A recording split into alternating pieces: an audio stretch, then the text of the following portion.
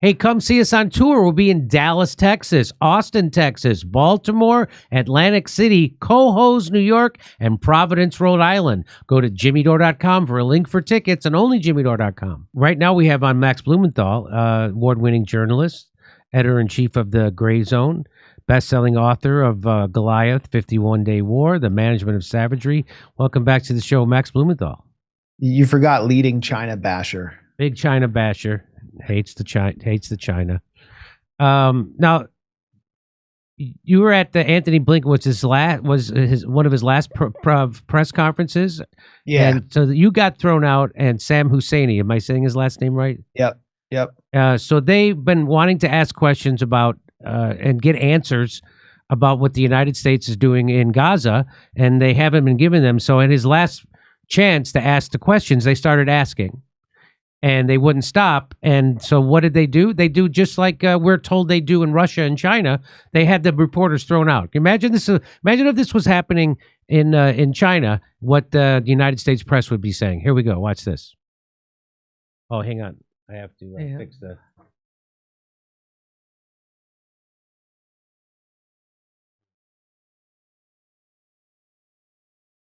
Two or three people. You pontificate about a free press. You pontificate about a free press. You are hurting me. You are hurting me. You are hurting me. I am asking questions after being told by Matt Miller that he will not answer my questions until I'm asking questions. Wasn't the point of the May 31st statement to block the ICJ orders? You blocked the ICJ orders. Please, sir, respect the process. Respect the process. Respect this process. Well, everybody from Amnesty International, to the ICJ is saying that Israel is doing genocide and extermination, and you're telling me to respect the process. Criminal, why aren't you in The Hague? Why are So And all the good journalists you got to sit respect there. the process of absolute censorship of any dissent to the point of removing you physically from the place where you're legally sanctioned to be. You can get virtually anyone to do virtually anything as long as they are armed and you call them a cop. Anyway, so he said, so that was Sam Husseini, who was trying to get Anthony Blinken to answer questions. No major U.S. news organization has reached out to him. I suspect they are desperate that the public not look at how murderous the United States government policy is or think about what journalism should be. And here you had a similar showdown at the same place, same press conference, and let's watch. 300 reporters in Gaza were on the receiving end of your bombs. Why did you keep the bombs flowing when we had a deal in May? We all knew we had a deal. Everyone in this room knows we had a deal, Tony, and you kept the bombs flowing. Why did you sacrifice the rules-based order on the mantle of your commitment to Zionism? Why did you allow my friends to be massacred? Why did you allow my friends' homes in Gaza to be destroyed when we had a deal in May? You helped destroy our religion, Judaism, by associating it with fascism. You waved the white flag before Netanyahu. You waved the white flag before Israeli fascism. We'll have the time to take questions Your at the end. father-in-law was an Israel lobbyist. Your grandfather was an Israel lobbyist. Are you compromised by Israel? Why did you allow the Holocaust of our time to happen? How does it feel to have your legacy be genocide? How does it feel to have your legacy be genocide? You too, Matt. You smirk through the whole thing every day. You smirk through genocide. Thank you. So Max, just tell people why you did that and whatever you want to say about it. Yeah, I mean, I think it's self-evident. And from the reaction I've been getting from around the world, I think people understand. Anyone who's been paying attention, who's been outraged by the policy and its results on the ground in Gaza, the bloody results, understands why I did it.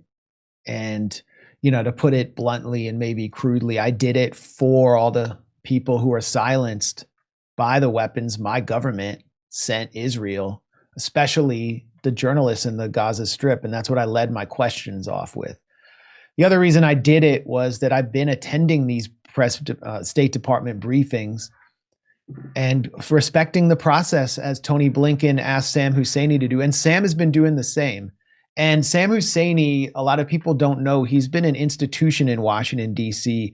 from well before online, but well before there was like alternative online media. And he's been going to official briefings again and again, and he always would respect the process and be credentialed.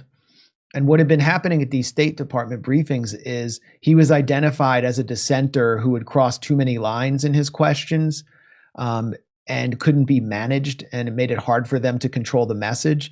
And I too was, they didn't like me.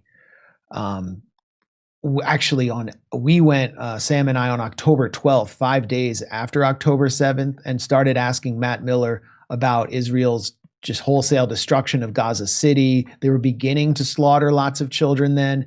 And I said to Miller, he didn't know who I was, so it was one of the few times he called on me. I said, they're saying they're going to commit genocide. I was quoting Israeli officials, one after another. They're saying they're going to commit genocide. Like, why are you letting this happen instead of working for a deal? And he just shut me down and lectured me and screamed at me that, Israel had been attacked by terrorists and they had the right to do whatever they wanted.